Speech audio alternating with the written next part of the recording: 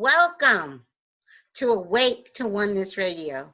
I am Caroline Cheng, your host. The mission of Awake to Oneness Radio is to inspire the world to awaken to the universal truth of oneness. Science is now teaching us that all life is interconnected, that we're all one.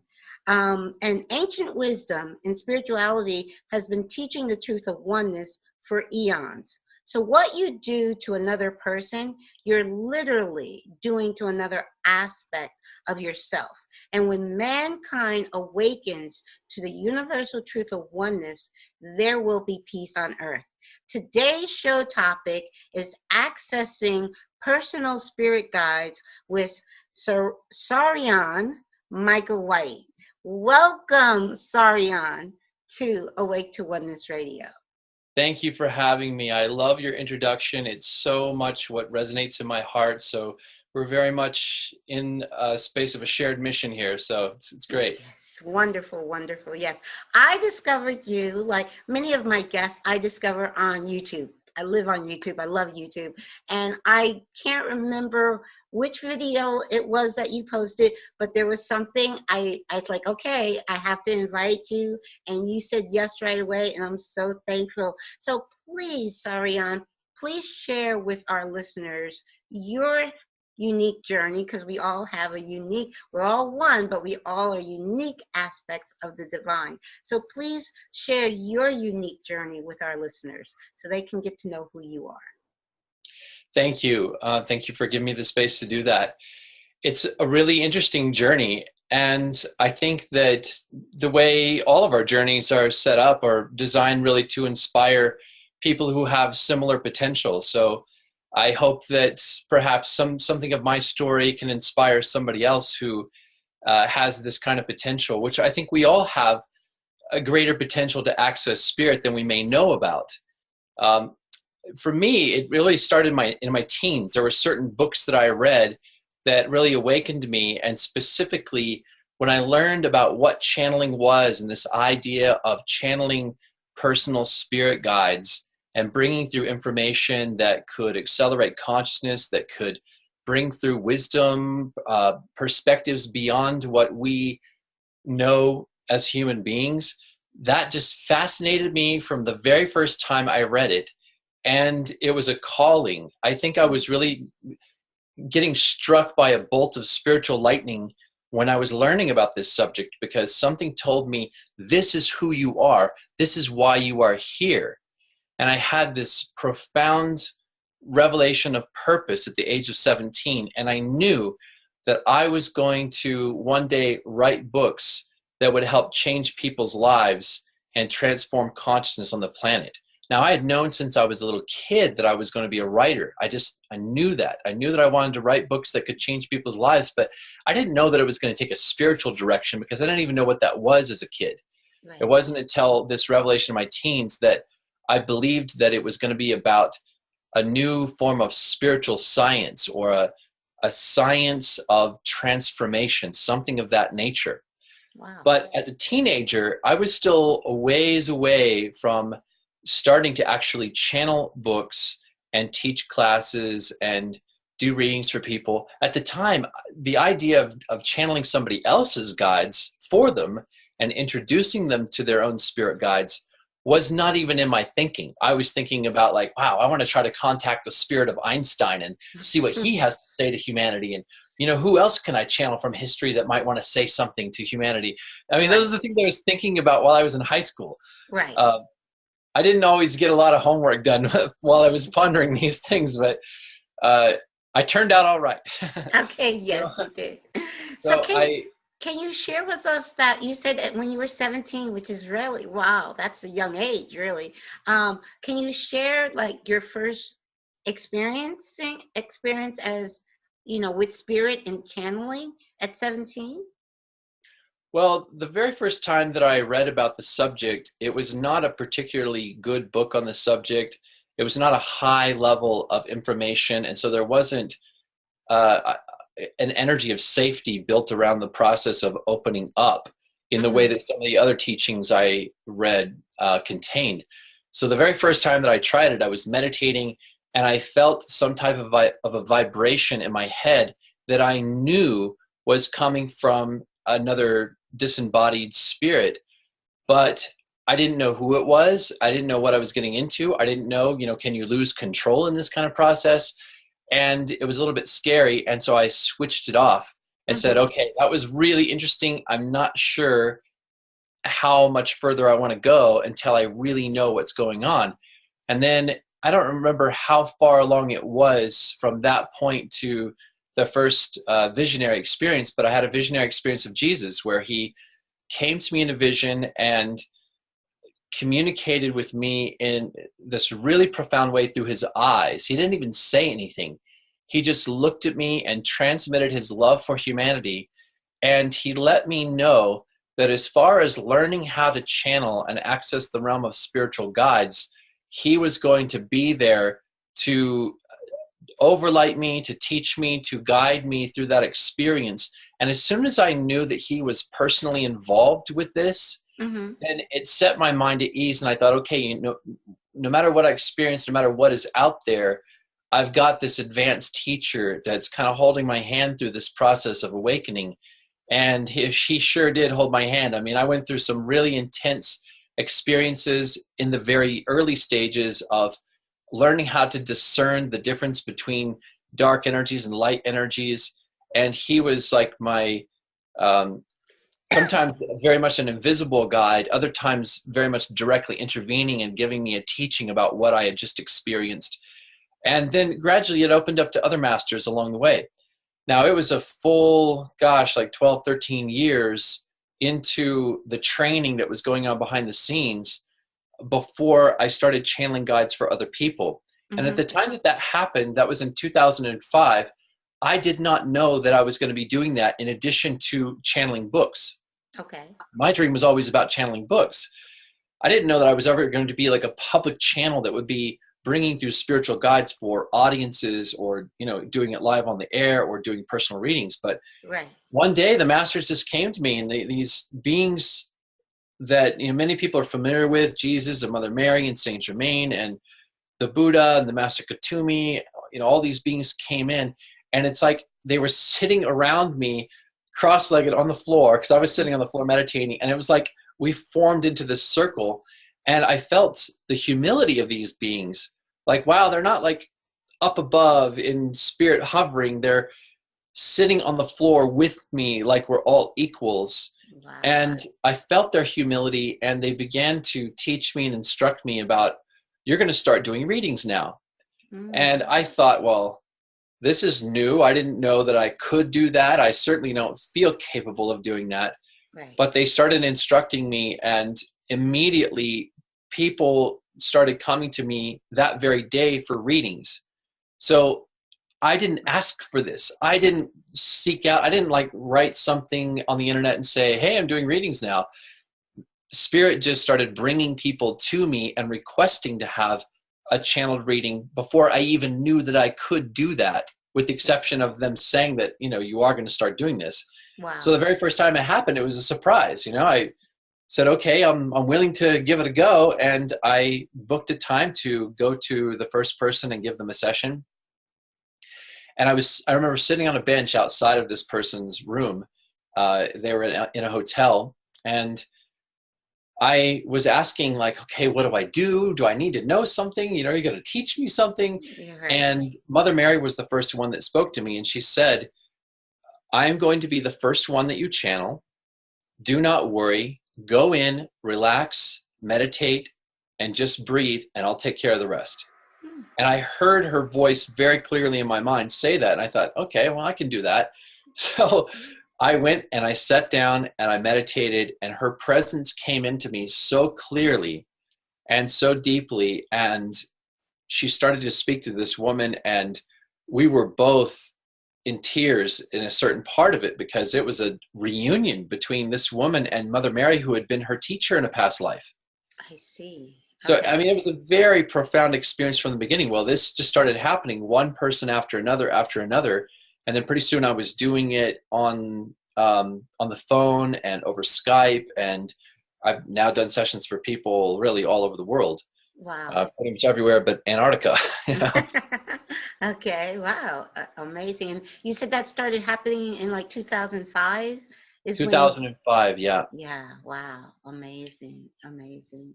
So please share more of your early days and, and how, you've grown with this. Well, I would say in the beginning, there was a lot of curiosity about different kinds of guides, different kinds of energy, and what is out there. I feel that we are so capable of perceiving in many different dimensions, perceiving parallel timelines, looking into the ancient past, remembering things that are in our DNA, remembering things from our ancestral lineage, remembering the future even, leaping around in the bodies of other incarnations of us in the past and in the future and parallel timelines. Right. So there's really a lot to explore. And there was a period of time where I feel like the training that I was receiving from the guides involved taking my awareness and placing it in other bodies, other incarnations, other dimensions. There was a lot of kind of mapping out all of these different dimensions that I was going to be accessing for people through the experience of channeling later on. Mm-hmm. So this was a process that was really ongoing for many years. And I feel very lucky because I've gotten to kind of see firsthand from a disembodied state Mm-hmm. a lot of things that I call the angel's eye view. And it's not that that isn't accessible to all of us. I think most people can access the same kind of awareness, but it usually happens more from in the body. Mm-hmm. So I kind of teach a process where people invoke and invite that angel's eye view through a kind of overlaying of the consciousness of their guides on their physical perception and their pondering of their life's problems and other people's energy and everything that they're experiencing in life. And you can really see things with that angel's eye view and allow that energy to expand your reference point on what's happening in life. I just happen to get to experience it more from an actual going out of body and observing what it looks like when people pray, for example. Mm-hmm. What it looks like when people are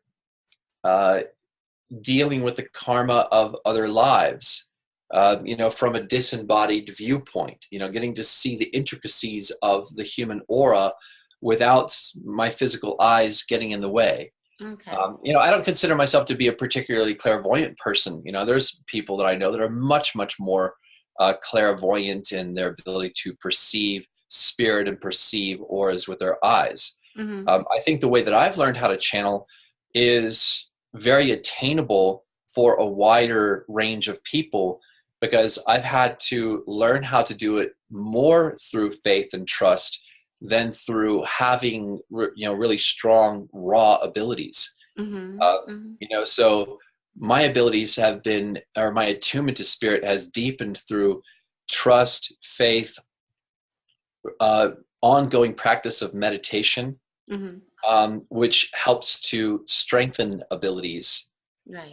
But I meet people all the time that I feel are more clairvoyant or more clairaudient, but they maybe haven't attuned themselves in the same way to the level of integrity that masters and higher beings like to see in somebody that they want to work with as a channel. I see.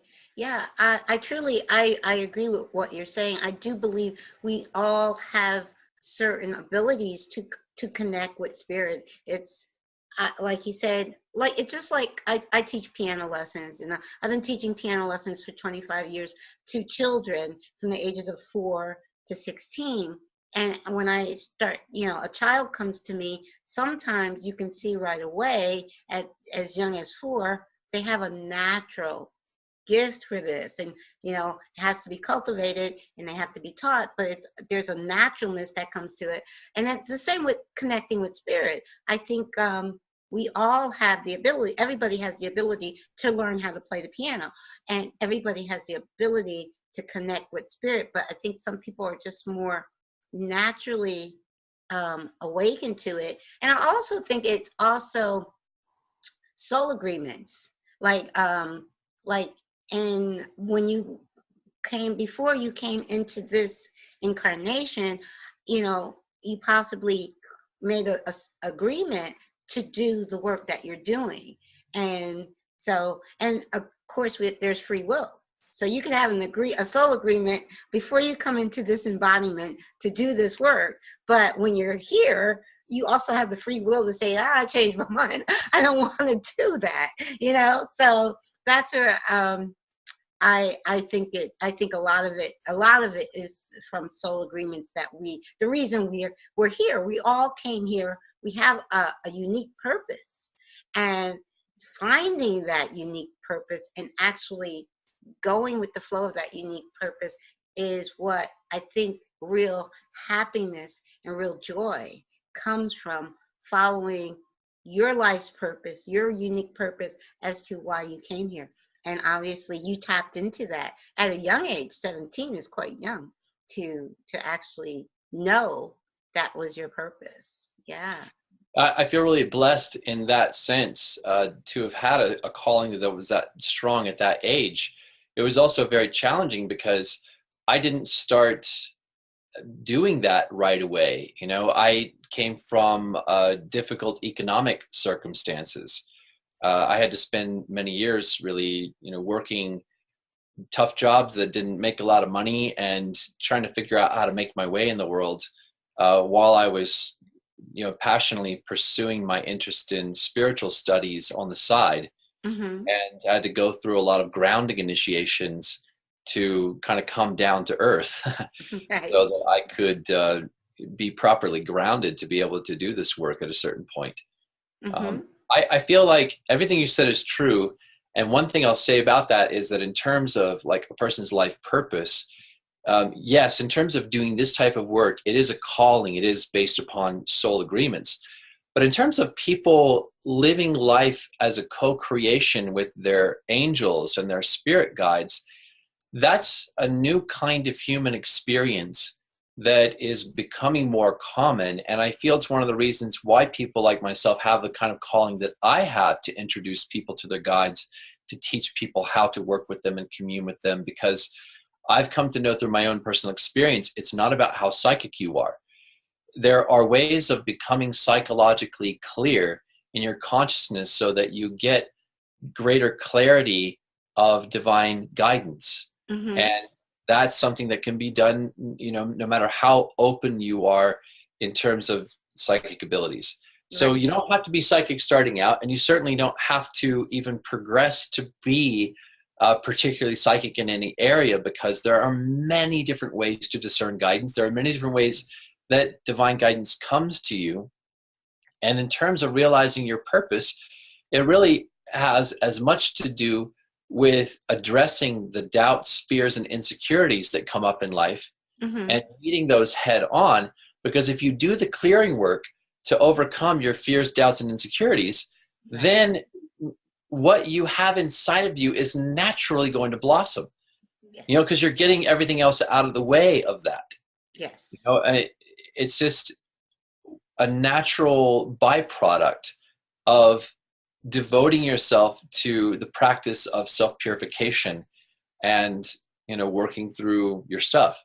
Mm-hmm. The calling that you need to propel you forward is going to reach you one way or another. Mm-hmm. And it may be the very thing that brings to the surface those inner obstacles so that you can face them. Exactly. And I do believe all of our challenges, we do kind of plan before we come into this embodied. We plan these challenges to help us to find our purpose.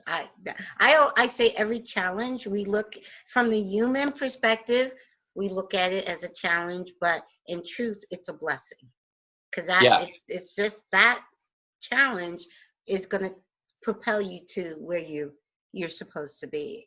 But also, you said that one of your unique gifts is that you help people connect with their personal guides, their spirit guides. And how did that come about? Because you said you didn't, when you first started channeling, that was not the direction you were going in, but how did that come about?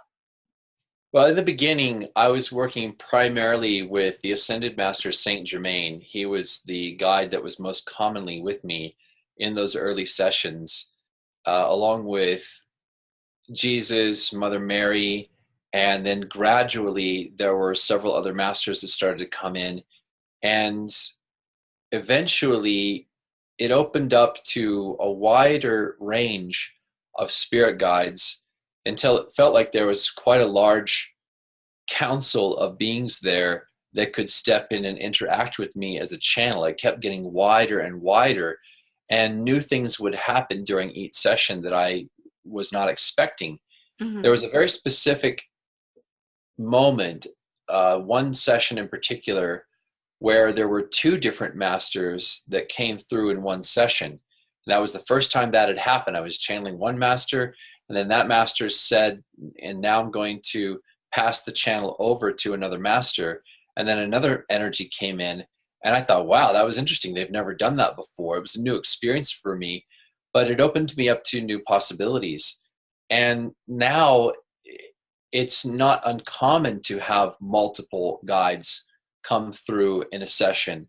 It doesn't happen with every session, but it happens more often than it did before. I've had, maybe this is a little more rare, but on some sessions I might have 3 or 4, or even 5 different guides or groups of guides say hello or interact with the person. Sometimes it's a little more brief when that happens, because this is usually happening in the space of about an hour or a little bit more than that. Yes. The other thing that is interesting that, I honestly have no idea how common this is. I tend to think that this is not super common, though.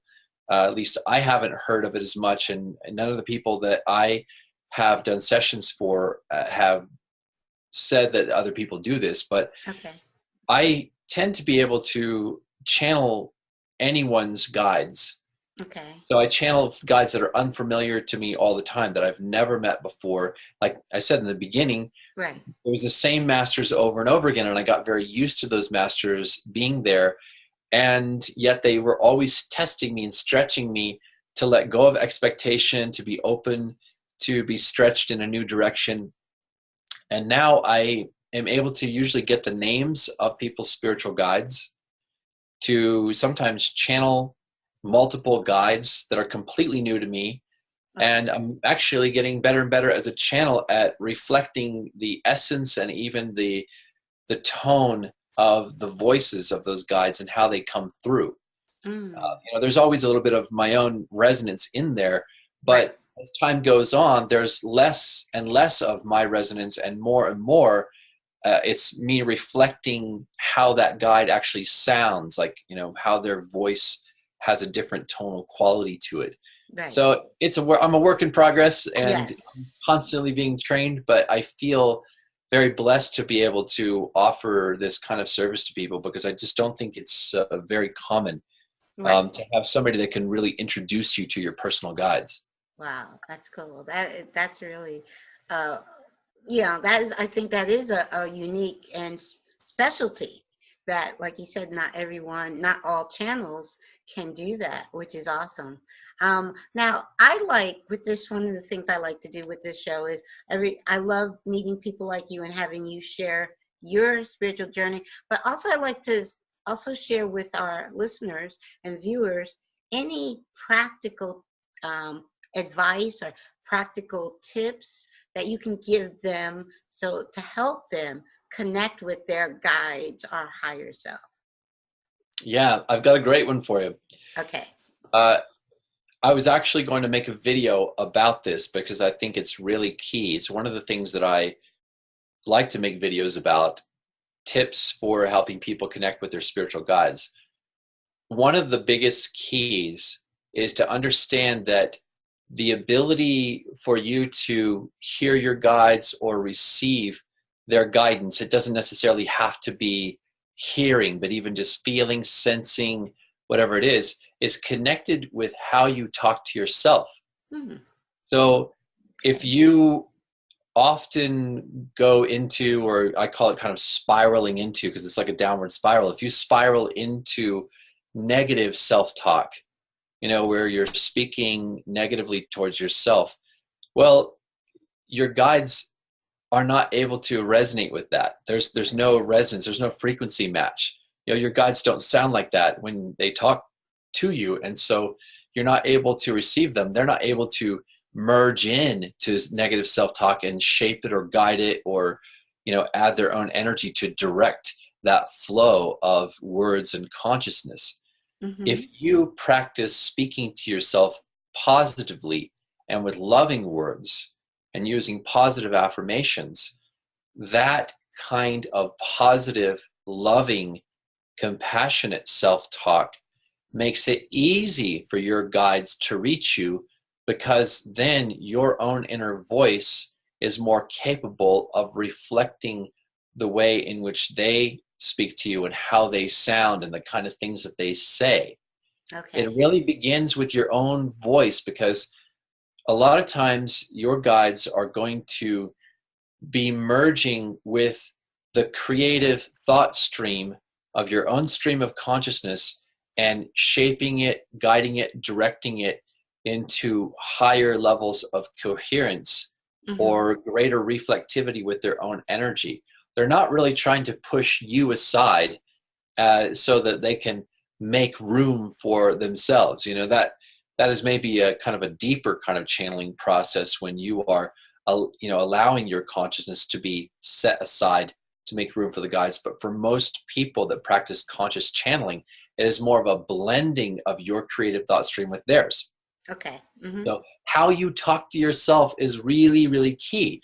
And I would suggest to people to become more aware of how you are talking to yourself. Notice negative self-talk.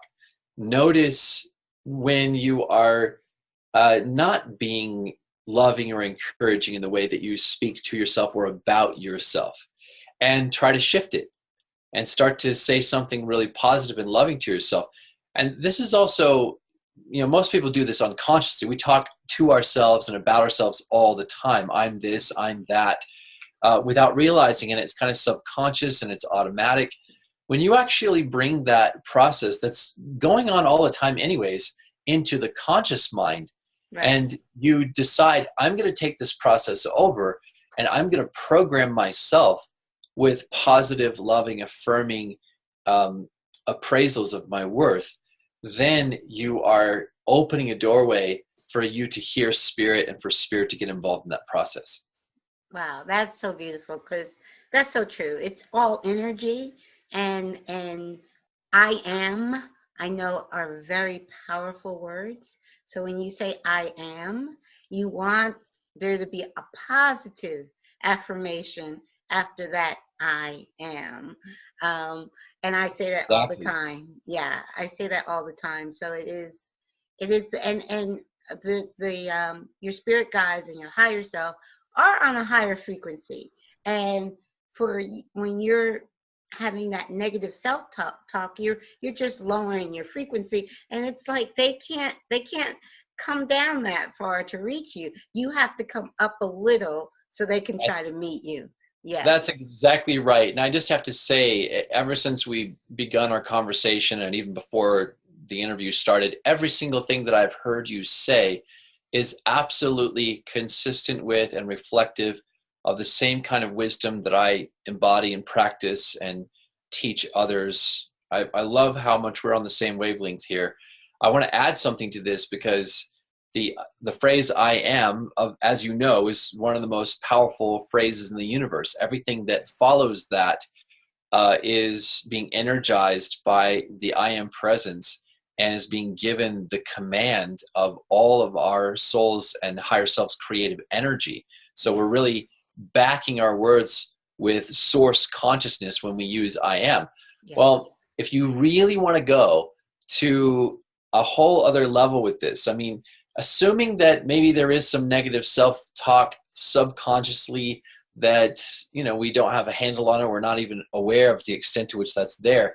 What if we go the extra mile to purge ourselves of that type of energy and raise the bar for what our internal dialogue needs to sound like. There is a practice that I haven't done this in a while, but I still do it from time to time. And it made a massive difference. What I did is I actually started working with the I am statements as a form of prayer, but I didn't just pick one statement or another statement and use them as mantras. And, sometimes I did that. Sometimes I would work with one and I would say it every day and use it for many, many weeks and months. But there were these sessions that I would give to myself where I would invoke the presence of spirit. I would invoke the angels and the masters. I actually used to do this outside. I would go out into this field that was behind a school where it was actually one of my grade schools where I grew up. And I would stand out in this field and I would say every kind of I am statement that could possibly come into my mind that was the most positive, empowering description of myself that I could possibly imagine. Yeah. So I would stand out there and I would kind of open myself to spirit and say, okay, feed me with the most positive description. I'm just going to go stream of consciousness here and say the best ones I can imagine. And if you can get something into my mind that's an even higher version of something I'm saying, then lead me, guide me in this process. And I would stand there and I would say, I am worthy of life. I am important. I am a powerful being of love and light. I am immensely filled with love. I mean, I would say everything I could think of, and I would go on for like an hour. I mean, I would, that's cool. I would find myself being filled with light. And I wish I had written down more of the ones that I used back then, because sometimes there were some real gems. Yes. I would do ones that were based upon a focus of clearing too. Like, let me see. I am perfectly, seamlessly integrated with the angelic presence. I am free of egoic thought. I am perfectly clear as a channel of love and light. I mean, I would just keep going and going and going. If I found one that felt particularly potent, I would say it over and over again for like, 2 or 3 minutes, and I would move on to another one. Wow. Now, when you do this, I think that there's probably, I imagine there's a fair number of your listeners that have never even tried this before, even if they have used a positive affirmation. So I want to recommend that people try this and see if you can raise the bar of your internal dialogue about who you are and your value and worth. Raise it up to the highest level you can imagine, and then hold that there and ask for spirit to help you sustain that. Yes. It's an amazing process, and it can balance karma. It can clear your field of negativity. It makes it harder for negative energy to stick to you when you do this kind of practice. Wow, I agree with you 1,000%. It's so, and it's just me now. I stay so aware of how powerful I am is, and when someone says an I am statement to me and there's a negative after the I am, I always say I am. I always try to share with them how powerful the words I am, and a lot of times I'll get the, well, but that's how it is, it's just, all you can do is share what you know, and I know how powerful I am is.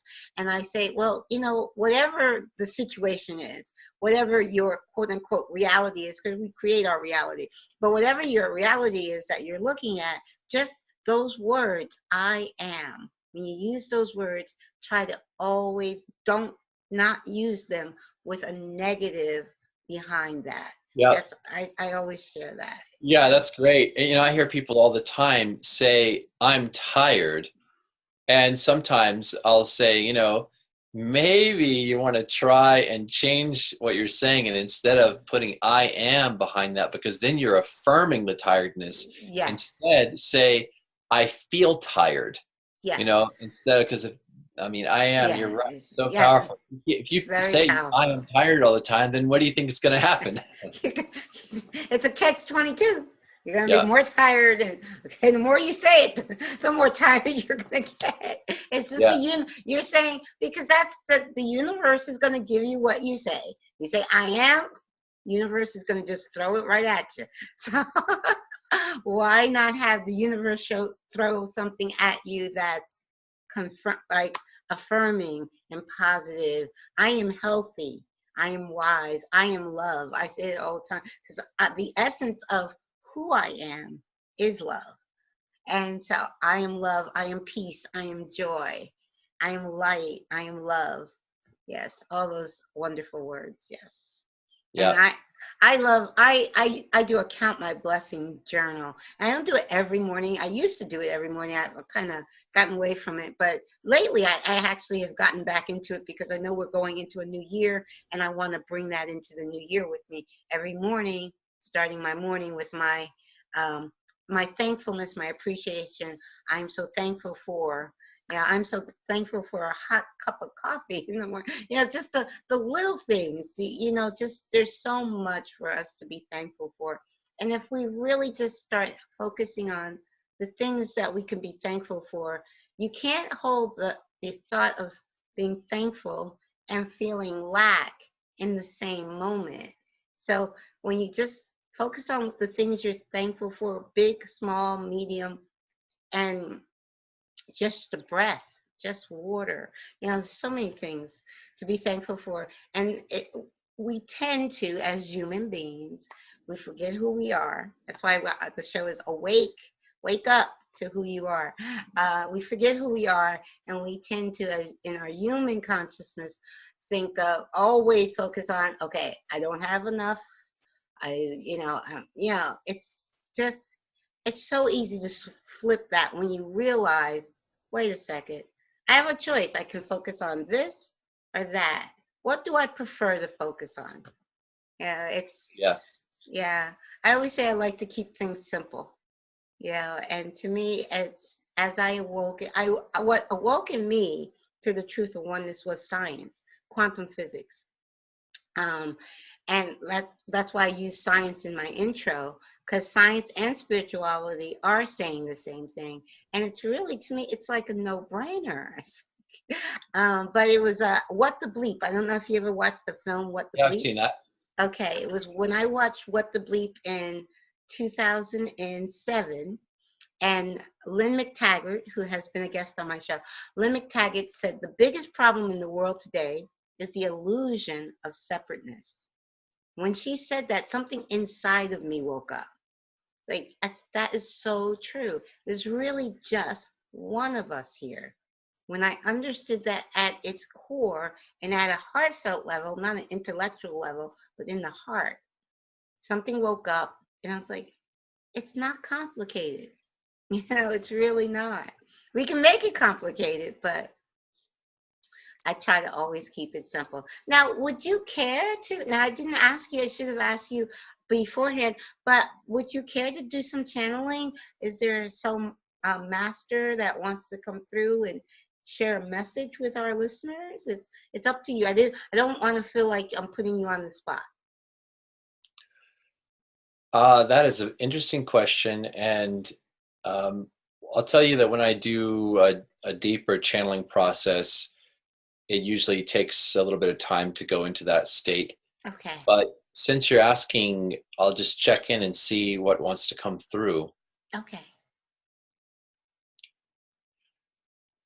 There are two things that feel really present right now.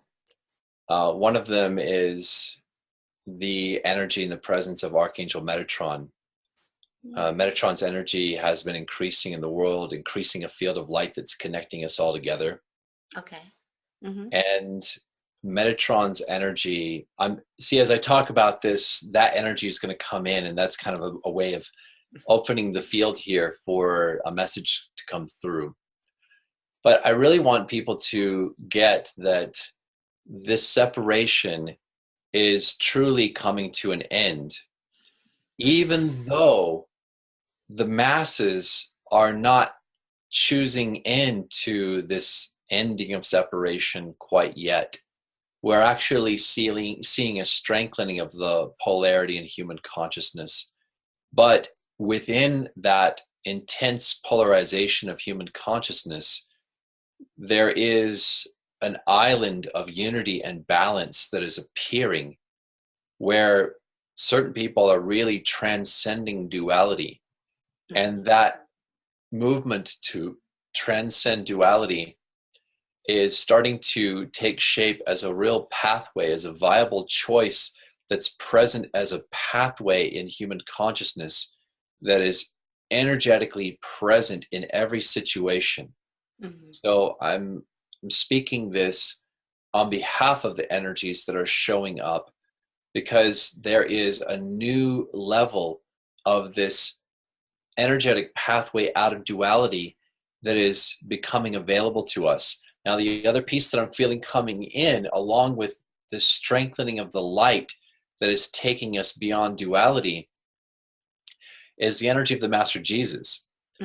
So the Master Jesus is reminding me of something that he said many years ago when I was really pondering some of the conflict energy in the Middle East. And I was looking at some of this conflict between the Israelis and the Palestinians. And the Master Jesus pointed out this conflict in the world. And he said, when you destroy someone's home, you are destroying God's house. When you kill a person, you are killing one of God's people.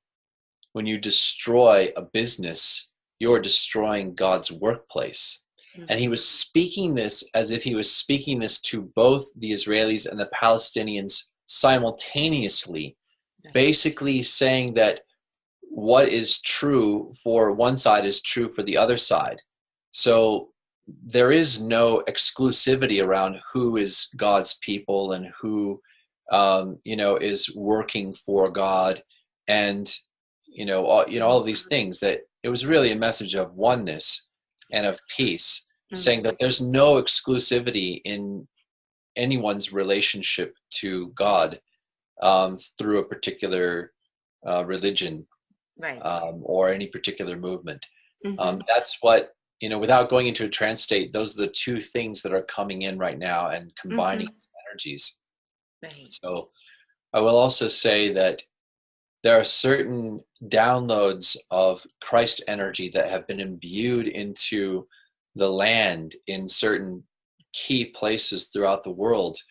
And these are very high vibrations of Christ consciousness. And this Metatronic energy of light, of angelic light, that is increasing our vibrations and offering to help take us out of duality and beyond duality. As our vibrations are being increased, it is linking us in to these dispensations of light that were encoded into the land, so that our vibrations go up until we start to experience a frequency match with these kind of energetic time capsules of Christ energy, so that they start to burst open and reveal this teaching about how those of us that are striving to transcend duality can engage the flow of these new energies and participate in a process of collectively uplifting the whole of humanity, so that we can engage the flow of this process of transcending duality together.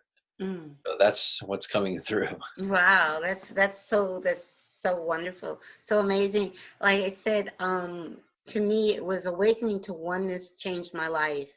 And when I had the inspiration to do a podcast, and at the time I called it internet radio, and I had no idea what a podcast was. So, but I wanted the name for the show, Wake to Oneness. I wanted it to be something simple that just by the name you understood what the mission was. It's we are all divine light, all divine aspects of God. We're all connected to God. We're all connected to each other. And when we wake up to that simple truth of non-duality, or our oneness, it's a simple truth of oneness, it'll transform the world. There will be peace there, and I do hear from many channels and from all, the spirit realm, that's where we're heading. I can't put a date on it, but I'm very, very excited and honored to actually be helping in my small way with my show to share the truth of oneness. Now, I know that you are working on a book, so please share. I'm finished with the book. You're It's finished with the book. actually Okay. already in the process of being released. So Okay. this interview is very timely because it is happening right at the point of us launching it. Right now, if people want to get involved and want to not only experience this new teaching, but help launch it into the world, which I guarantee you, when people read this book, they are going to feel like, wow, not only is this something that, I'm grateful that this was created for me, this is something that needs to get out. There's a necessity for the teachings and the discernment and the keys in this book to go out to the world. And the book was uniquely created by higher beings through me to reach a very wide number of people. And because this was written as a fiction story, it's designed so that it could actually potentially be made into a film one day. Oh, wow, that sounds exciting. Yeah. I see this happening. So if people want, they can join the launch team. Basically, people are being invited to and join the launch team so that they can purchase the book for 99 cents on Amazon launch day, which is December 10th. So on December 10th, you'll be able to get the book on Amazon. It's called Roya Sands and the Living Library. Roya Sands is the name of the main character. She's a 15-year-old girl who grew up in upstate New York, in a small town there. And it's an adventure story that I think, I don't even know if you can describe it in this way, but to me, it's like Harry Potter meets the Celestine Prophecy. It's a really, really interesting combination of sci-fi and fantasy elements, but grounded in the real world and using real spiritual science that's awakening inside of people instead of things that I would consider to be actual, fantasy fiction writing. This is all based upon things that I have experienced myself in various ways. Even though a lot of it, I'll be honest, is on the fringe for most people. Not so much for me, but I am writing about things that are real. I know one of the first people that read the book said that I can't help the feeling that this is all real and that the names have been changed to protect the people involved. I was so elated to have somebody say that, because it's like, yes, that's what I was going for. Yes. Oh, yeah. wow. So people, if they go to royasands.com, that's ROYASANDS, royasands.com, they can join the launch team, which basically means you're signing up to get the announcement when it goes on sale. However, at this time, and by the time this interview airs, people will also be given an advanced PDF copy of the book free of charge, so they can start reading it ahead of time. Now, what I'm hoping some people might do is read it in advance and write a review on Amazon launch day. I'm not expecting that everyone's going to finish it by the time we launch, but they'll have it in advance and they can start reading it. They can get excited about it. They can tell friends about it, because this is the newest and latest information coming in from Spirit in the form of, it's actually a form of disclosure happening through a fiction book.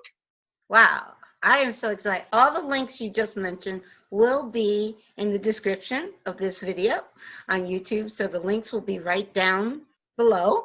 And I will definitely join that launch team and read it and write a review. I am so excited. So excited. I didn't realize it was a fiction. And I haven't read, oh God, I haven't read a fiction book in I don't know how long. I've been so yeah, so I'm really, really excited to read it. This is great. And also, please share with our listeners your website, how they can find you and follow you. You can go to Saryon.com, Saryon.com. That's my main personal homepage. It links to all of the other websites. Currently, I have like quite a few websites, and I'm hoping to kind of condense it down in the next couple months. But Right. Saryon.com is kind of the hub. And then secondary to that is the schoolofmanifestation.com. Now, for those of you that are interested in exploring some of the things that I channel, you can go to the schoolofmanifestation.com and click the subscribe button. And by subscribing to the email list, you're going to get access to a number of different free classes that are bonus teachings. There's one in there that's 40 plus keys to manifestation. Wow. And I channel Saint Germain in that particular class. There is a little mini seminar on opening the channel, so you can learn about how you open your channel to your spiritual guides. There's one that's teachings from the Arcturians, who are some of the most advanced extraterrestrial energies of love and light in the galaxy. There is a free defense against the dark arts class where you create your angelic protection shield. There is, what else is there? I mean, there's a number of different classes there that people gain access to instantly once they have joined the list. So I think it's well worth it, and there's a lot of things to explore there. Yes, yes, and also you have your YouTube channel where I found you, and also I know that you do workshops, retreat seminars. I know you travel a little bit. Do you have any upcoming events that you'd like to share with the listeners? I am going to Bali in a few days. Okay. And I'll be launching the ebook from Bali, and then I'll be going on to Australia, where I am going to do a little bit of a tour from Melbourne, starting in Melbourne, and then going up to Sydney and some of the areas around Sydney, Byron Bay, Brisbane, Noosa. I'm mostly going to be stopping in to stay with friends who are going to be hosting gatherings where I can play my crystal bowls for people, guide them through a meditative process, and channel for them. Wow. I do travel with my partner Dixie, and we have a really beautiful collection of crystal alchemy bowls. And we use these for sound healing. We sing and tone with them, and we use them to kind of set the energy for the channelings that happen when I do group sessions for people. And I also do mini readings for people in the group. So if there's anyone in Australia that wants to actually meet me and come to one of these groups or host a group, then they can get in touch with me through the website, and they could potentially actually come to one of these group sessions. Awesome. Great. Yes. Well, the thing I love about, like I said, when I first started this program, I didn't even know what podcasting was, but I love internet podcasting because it is global. I do receive, I one time received an email that was in Japanese, and I had to run it through Google Translator. But I just thought that's so cool. So yes. So yes, it definitely is global. And I've had a couple of guests on from Australia. So yes. So this is awesome. Very, very good. So the best place for them to follow you, to reach out to you, is repeat that website one more time. The schoolofmanifestation.com. Okay. Is where you can subscribe to the list. And also Saryon.com is kind of the main hub. Okay. And royasands.com is where you can go sign up for the launch team. So those are the three main websites. Okay. And I'll definitely have those listed. Actually, we are airing, this show will air tomorrow night, which is the 1st, December 1st. So they'll have all this information before the 10th. So yes, awesome. Very, very good. I'm very excited. This book is actually the first of 2 different series. There's one series of books that I've been channeling behind the scenes that's going to start to come out after the fiction ones start coming out. So I was guided to channel a series of books first, and then after I channeled several of them, I moved over and started channeling these fiction books.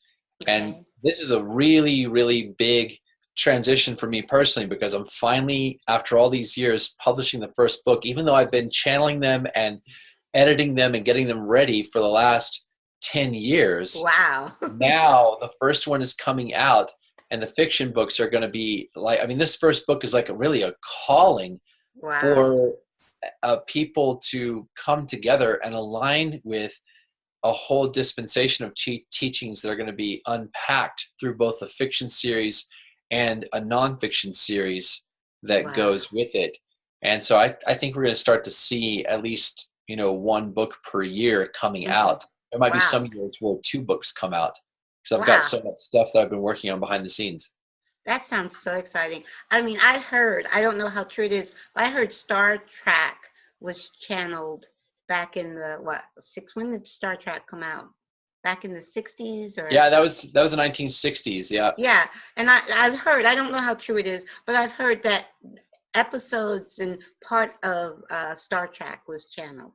So that could be. I absolutely believe that. And yes. I actually am considering putting a little bit of a reference to that idea in one of the fiction books, because we're going to be talking a little bit about where some of the inspiration for some of our science fiction ideas may have come from. And how it's connected with a teaching that has been gradually revealing itself to us about the timeline and about humanity's choices and the different potential timelines that we could go down, and the higher version versus the ones where we miss some of our potential. Yes. So there's a lot of interesting things in Star Trek.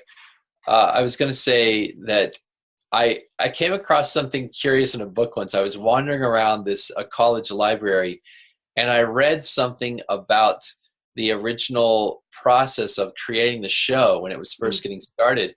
Okay. And everyone loves the whole idea of beam technology and the transporters and people being able to just beam down to a planet. Beam me up, Scotty. Love that. Yes. I mean, that's so normal in our thinking about what might be possible when science gets to a certain point. But back then, when they were creating this show, originally they came up with that concept to work around the fact that it was going to be too expensive to film the special effects of landing a ship on a new planet each week. So they were just trying to save money. They came up with that whole thing to try to save money. And then it just became this, this thing that now is, part of my thinking about what's possible. So I thought that was kind of a funny story. That is so awesome. And I'm so excited because I really didn't realize that it's a fiction. And like I said, I can't remember the last time I read a fiction. I mean, it might have been the 80s since I've read a fiction. So I'm really excited to read your book. I really am. And I'm definitely going to be part of the launch team and definitely going to write. So you want the reviews written before December 10th?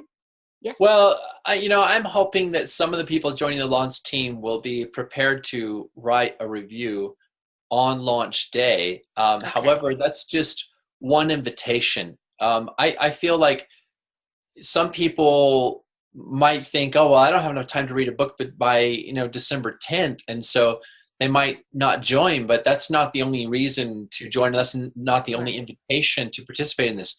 What we want to do is actually get this book noticed. And if we get enough people to actually just buy the book for 99 cents on launch day, then it's going to position the book on hopefully the first page of some of the categories that it's going to be connected with. So we want it to become a bestseller on Amazon so that people that are not on the launch team are going to see it and go, oh, what's this book? This is like #1 in this particular category. Yes. And then they want to check it out. So that's what I'm hoping for. So I really want people to consider, going to the website, royastands.com, watch the videos, because in the videos I talk more about what this is and why they may want to, jump in and participate in this.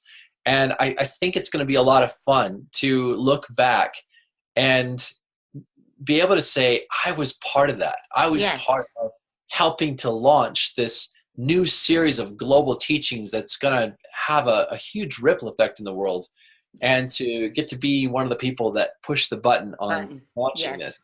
Yes, yes, yes. Well, I definitely want to be one of those people. you, you Thank you. got me. You totally have me. Well, this has been so amazing. I always notice, I know that you have another engagement and the hour always flies by, and I am so thankful to have you. And definitely, you know what, this is going to be one of many, I hope. I'd love to have you back on, so I know you travel a lot, and when you're not, when we can connect again, you just let me know. Okay. Yeah, we'd love to do it again sometime in the new year. Okay, sounds great. Yeah, New Year's here, just about 1 month away. Can't believe this. 2017 was a great year, and it just flew by. But it's all good. There's so many wonderful things, and I'm hearing that 2017 is an end, and 2018 is the beginning of a lot of new things spiritually. This is what I'm hearing from those that are connected, like yourself, to the spirit realm, and I am just overwhelmed with excitement. So I feel incredibly hopeful about what we're moving into. What I've been picking up on from my guides is more than hopeful. It has given me a feeling that those of us whose lives and intentions and passion and vision for humanity are about unity and oneness and connecting us all together and awakening the world, that there are spiritual forces coming to bear on that process that are amplifying the intentions and prayers and good works of people like us that are serving humanity in a pure-hearted way.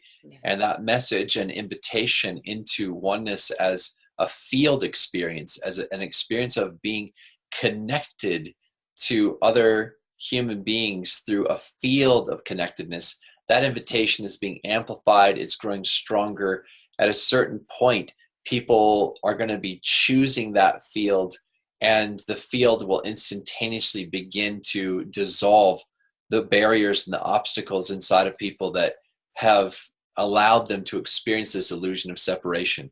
The end of separation is going to be increasingly a more noticeable, dramatic experience of people letting go of old barriers, old shields, and choosing into an experience of connectedness that becomes stronger and stronger every day. Wow, that's so true, so true. And I'm that's why I'm so excited. It's like I do feel that, and it is coming, and it's speeding. It's happening faster and faster. So I'm so thankful. I am good. I know you have another engagement. I appreciate all you've shared with our listeners. All the links that you mentioned will be at the bottom of this video. This video is going to air tomorrow night, December 1st, Eastern Time, 7 p.m. It'll air on YouTube and Blog Talk Radio at the same time. Thank you so much. Don't you just love technology? I love it. Well, thank you so much, Saryon. I said Saryon, it correct. you got it. Hey. I got it right. I got it right. Thank you so much. And we will stay in touch, and I will be following you, and I will be reading and writing a review. Thanks. Appreciate that. Thank you. Okay. Bye-bye. Bye. Bye.